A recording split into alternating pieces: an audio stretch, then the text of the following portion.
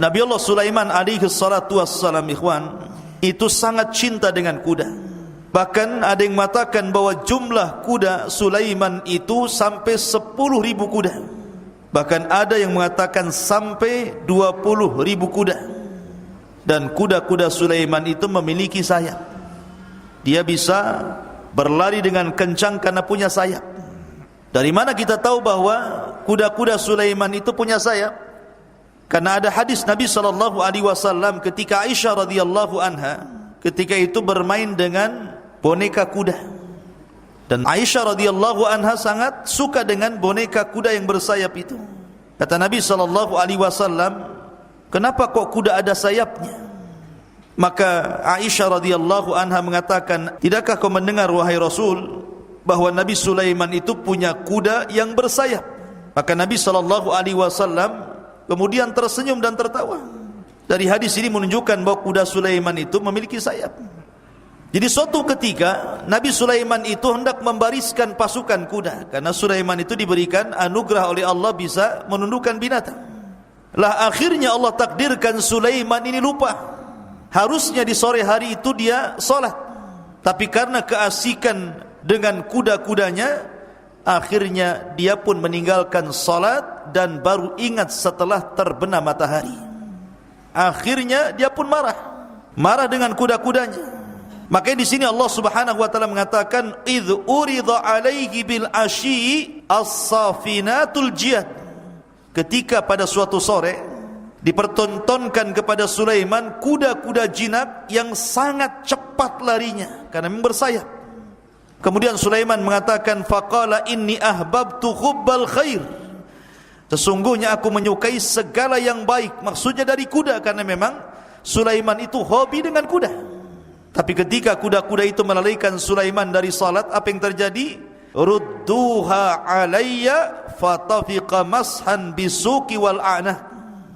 Maka setelah dia salat di luar waktunya, dia pun marah sama kuda-kuda itu.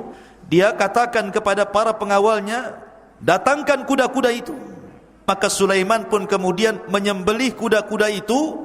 Namun sebelum disembelih, maka kuda-kuda itu diusap leher dan kakinya oleh Sulaiman karena menghormati ataupun karena kecintaan kepada kuda. Baru kemudian disembelih semuanya. Dan ada yang mengatakan karena marahnya Sulaiman, dia ambil pedang, kemudian ditebasnya seluruh kaki kuda dan ditebasnya lehernya. Kenapa? Karena dilalaikan dari solat sehingga dia marah kepada kudanya. Semua disembelih kudanya. 10.000, ada yang mengatakan 20.000 kuda itu semua disembelih oleh Sulaiman alaihi salatu wassalam.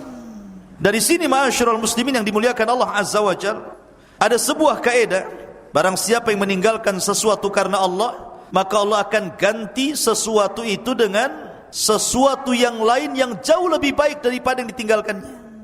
Ketika Nabi Allah Sulaiman alaihi salatu wassalam cinta dengan kuda, dan kudanya sangat cepat dalam perang, kemudian dengan kuda itu terlalaikan dari solat, akhirnya semua disembelih oleh Sulaiman. Maka sebagai gantinya Allah Subhanahu wa taala berikan kepada Sulaiman, fasakharna lahu riha tajri bi amrihi rukha'an haitsu asab. Kemudian kami tundukkan kepada Sulaiman angin yang berhembus dengan baik menurut perintah Allah. Kemana saja Sulaiman hendak pergi, maka angin itu akan membawa Sulaiman. Allah ganti yang lebih baik lagi. Lihat, lebih cepat mana orang menunggang angin dengan menunggang kuda? Tentu lebih cepat menunggang angin. Dan angin tidak perlu kasih makan. Kalau kuda kasih makan dulu. Artinya angin lebih mudah lagi, lebih cepat lagi larinya. Makanya ada satu kisah, ketika Nabiullah Sulaiman sedang berbincang-bincang dengan Perdana Menterinya, tiba-tiba pintu istana itu diketuk. Pas dibuka oleh Nabiullah Sulaiman, rupanya ada orang yang sangat menyeramkan, menakutkan, dan memandang Perdana Menterinya. Perdana Menteri pun ketakutan, ini orang sudah seram, pandangannya melotot kepada saya. Ada apa dengan dia, dengan saya, katanya. Setelah pergi orang yang menyeramkan itu, tadi itu siapa orang itu? Sudah menakutkan, melotot pula sama saya, katanya. Kata Sulaiman, dia adalah malaikat maut yang hendak mencabut nyawa seseorang yang Allah tugaskan. Ketakutan Perdana Menteri ini. Maka dia mengatakan, ya Nabi Allah, bukankah Allah telah tundukkan angin kepadamu? bawa aku, terserah kau membawaku supaya aku tidak jadi sasaran malakul maut itu, katanya.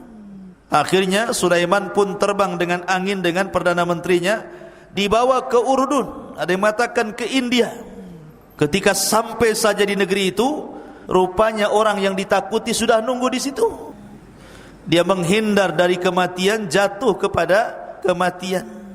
Al-hadaru la yamna'ul qadaru namanya. Menghindar itu tidak menghalangi takdir.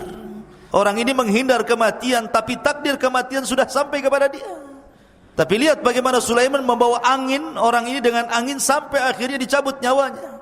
Di sini Allah mengatakan, "Ainama takunu yudrikumul mautu walau kuntum fi burujim musayyadah."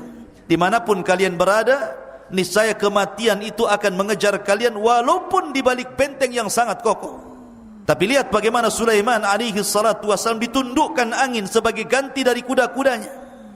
Maka peganglah sebuah kaidah, man taraka syai'an lillahi awwadallahu khairan minhu. Barang siapa yang meninggalkan sesuatu karena Allah, maka Allah ganti sesuatu itu dengan yang jauh lebih baik lagi.